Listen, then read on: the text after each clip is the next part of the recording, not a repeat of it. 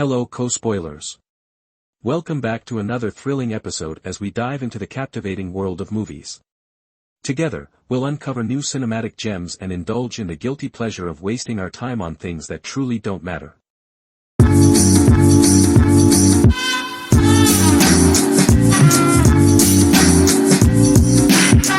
It requires no awesome basic understanding to figure out what's off base with Horrible Bosses, a foul-mouthed and used comedy of male hatred coordinated by Seth Gordon. The issues can be counted with a demure glower and a swaying finger. The motion picture, in expansion to being expectedly disgusting, is boisterous and incredible, and its humor teases with prejudice, goes consistent with misogyny and lovely much weds homophobia. There are weapons, drugs, a few references to sex acts including pee. And net insuperable, unless they are luxurious compliments, I'll get back to you, to the regarded calling of dentistry. So here is the apparent perplex: Horrible Bosses is additionally as often as possible exceptionally clever. One reason is that it does not bother to cut its coarseness with a tricky measurements of sweetness or respectability. Nor, in any case, does it make a huge appear of being provocative, of imagining that its attacks into unpalatability are acts of bravery. It takes the standard human characteristics of idiocy, selfishness, lust and covetousness, additionally stupidity, embeds them in a human condition that's befuddling, out of line, additionally doltish, and turns the total too-bad exhibition into a carnival. The chuckling is cruel but also oddly unadulterated. It ousts disgrace and leaves you feeling bleary-eyed, a small humiliated, additionally elated, kind of just like the cocaine that two of the most characters devour by mishap. The story includes 3 appalling bosses and the 3 representatives who promise to kill them. What makes the motion picture work is how genuinely shocking the bosses are, what terrible casualties the workers are, and how awful the workers are at murdering. They'd be let go in a moment by Kill Incorporated. The motion picture causes especially difficult twinges at this minute in American history when workers are in a powerless position and their bosses know it. The moment boss we meet is Dr. Julia Harris, Jennifer Aniston, an erotomaniac dental practitioner. Her target is Dale, Charlie Day, her dental right hand, who is locked in to be hitched, but so what? She needs him, and she will have him, reveling in obtrusive and forceful sexual badgering. You know those small water picks dental practitioners have? You do not need to know what she does with one after pointing it at Dale's Netherlands. The third boss is Bobby Pellet, Colin Farrell, nearly unrecognizable. Bobby has taken control of the company from his adored father Jack, Donald Sutherland, and employments it to finance a way of life of vomited abundance. His worker Kurt, Jason Sudeikis, was a protege of the ancient man, and now watches with frightfulness as Bobby runs roughshod over natural confinements in a range to extend short-term benefits. Scratch, Dale and Kurt meet after work on as well numerous days to bitch and groan almost their bosses, and one night, ended up motivated to kill them. This leads them into an obnoxious bar in look of a hit man, and they meet a man named Jones, Jamie Foxx, indeed the initials of whose moniker do not have a place in a family daily paper, qualifying as they do as a recognizable adjustment of one of Carlin's 7 words. The scene of their unfortunate nose candy fling embodies this movie's soul. On the one hand, the folks, Dale, Charlie Day, and Scratch, Jason Bateman, alongside their companion Kurt, Jason Sudeikis, have broken into a house to do a little recon for one of 3 murders they arranged to commit. Usually a terrible thing to do. On the other hand, there's something charming around their express insane awkwardness. And their trip into bad habit and guiltiness appears as guiltless because it is frantic. The franticness permits Horrible Bosses to brush ever so delicately against a few obnoxious social substances and to discover a flicker of lesson awareness in a torrential slide of crude gaggery. Dale, Scratch and Kurt are all stuck in appalling employments, at the kindness of bosses whose control is outright and self-assertive.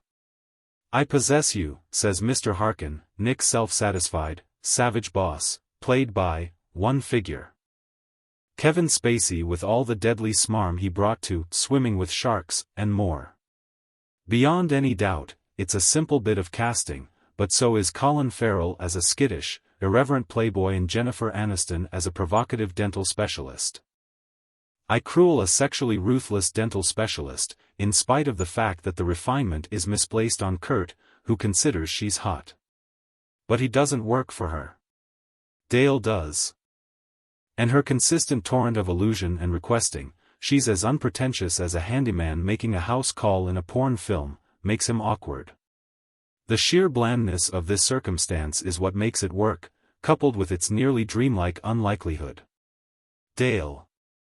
In Expansianto being a committed almost husband, his briefly seen fiancée is played by Lindsay Sloane, could be a ball of rodent-like, numbskull anxious vitality. He's the assigned annoying dimwit friend, Zach Galifianakis contracted down to Gilbert Gottfried estimate. As his pals, Mr. Bateman and Mr. Sudeikis don't precisely break ground. Mr. Bateman is uptight, on edge and abiogenetic, terminating darts of weary mockery with his eyes, whereas Mr. Sudeikis may be a pleasant, sensitive doofus who too happens to be catnip for the women. Seth Gordon, the chief of Horrible Bosses, describes a scene from his comedy. At slightest the two women with considerable talking parts, Ms. Aniston and Julie Bowen, who should have more and superior things to do. But to go in courage on this topic would ruin some jokes. As well as driving me back toward the sour, complaining tone of the primary section. The sexual politics of Horrible Bosses are less repulsively retrograde than those of Goodness, The Headache, Portion 2, somewhat since of Ms. Aniston's comedian expertise and mostly since they are adjacent to the point. To degree that there's a point, beyond sheer irrationality, which is fine on its possess, by the way, it has something to do with the injustice of work at a time of tall unemployment. When everything seems to be tilted in favor of those who already have control. Harkin prods Scratch with a ghost advancement, making a brutal diversion of his underling's humble ambitions. Mr. Farrell's feckless character, who acquires the company where Kurt works, could be a monster of untrustworthiness. Dale is subjected to raising harassment and shakedown. These binds are as overstated as the bumbling homicidal response they rouse, but at that point once more, in times like these, what are abused and mortified laborers getting to do? Connect a union? Go to court? That would be a distinctive motion picture. This one is substance to create a appear of the kind of abilities that are improbable to induce anybody exceptionally distant within the working environment but that are in any case fundamental to the capacities of farce. The verbal humor is more a matter of riffing than of conveying perfectly characterized jokes, but the timing of the cast, outstandingly counting Jamie Foxx, as well as the others as of now said, is immaculate. And Mr. Gordon and the scholars, Michael Markowitz, John Francis Daly and Jonathan Goldstein, permit the entertainment to construct, heighten and swerve off course. You're within the hands of experts, which suggests that, within the ways that check and indeed when it shouldn't, Horrible Bosses works. Horrible Bosses is a praised R, beneath 17 requires going with parent or grown-up gatekeeper. Generally conversation, of the kind that would get you, or at slightest me, in a parcel of inconvenience at work.